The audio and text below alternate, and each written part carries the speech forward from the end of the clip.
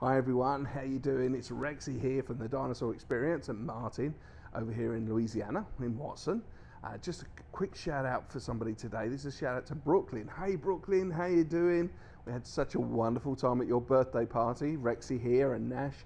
Absolutely loved meeting all your friends and all your family.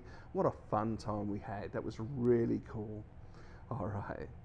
So we've got a book for you today, and today's book is called The Little Green Goose, and it's written by Adele Sansom and illustrated by Alan Marks. All right, and there it is. All right, so that's The Little Green Goose, and it's coming up for you right now.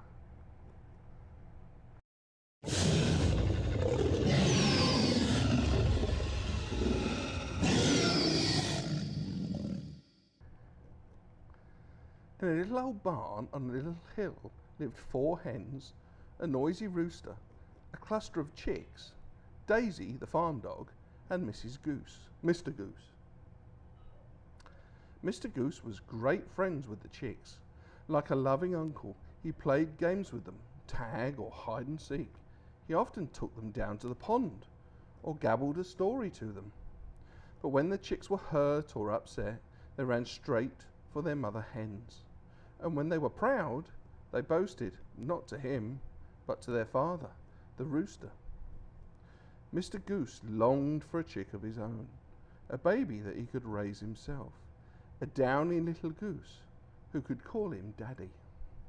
The farmyard was full of chicks chirping, Daddy, Daddy, Daddy, but it was always the old rooster who answered the call.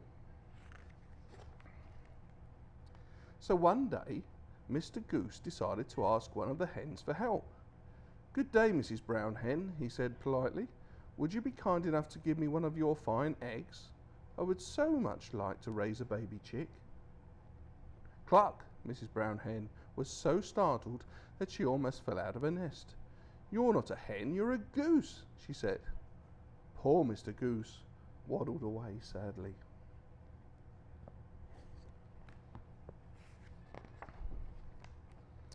That night he thought it over.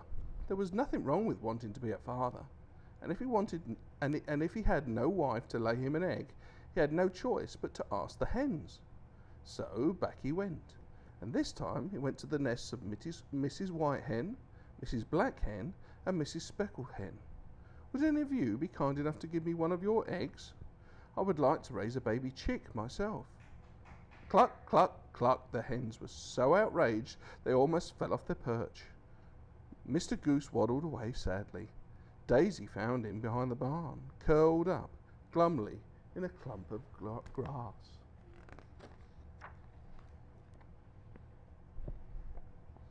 Woof, woof, Daisy barked excitedly. I heard you want an egg. Come quick, I've found one. Daisy led Mr. Goose to the edge of the woods. There, on the ground, was an egg. A big egg. I found it. I dug it up. I dug a hole for my bone. I found this egg, Daisy spoke in short bursts of excitement. It looks a bit odd, and it smells a bit too. But maybe you can still hatch it. Oh, thank you, said Mr. Goose. I found an egg. In no time at all, he'd built a nest. Carefully, he tucked his huge egg into the middle, fluffed his feathers around it, and settled down. There he sat patiently, day after day, and dreamt of his little goose. He left the nest only for a few moments at a time, to nip a grub or sip a beak of water. One morning he heard a faint tapping sound, and then he felt the egg shift, and saw a crack spread across the shell.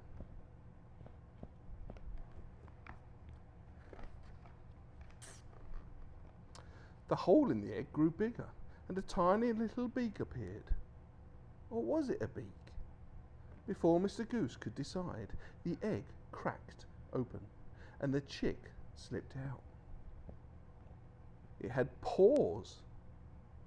It had a wonderful glossy green skin, and it had a long tail too. Mama, peeped the chick. Hungry, Mama. He thinks I'm his mother, cried Mr. Goose, overjoyed. Daisy ran around in circles, barking excitedly. Isn't he wonderful? Asked Mr. Goose. He is, said the dog. He's a wonderful green goose.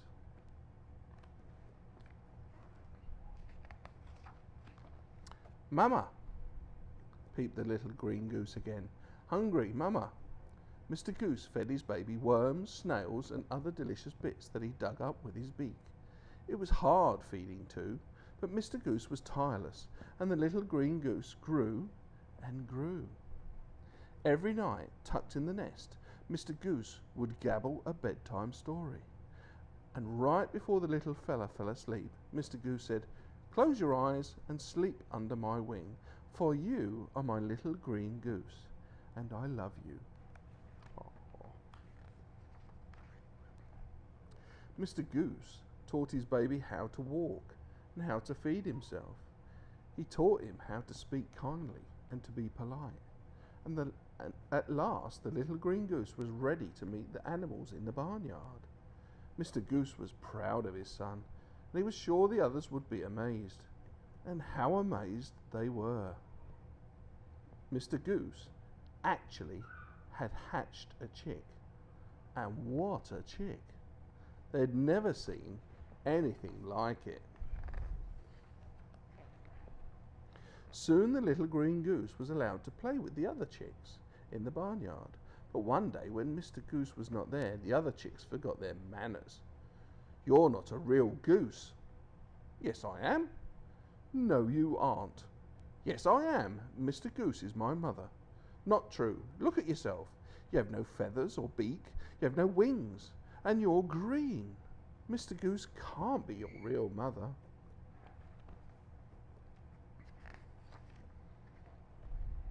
The little green goose began to cry. He ran to the pond and looked in the water.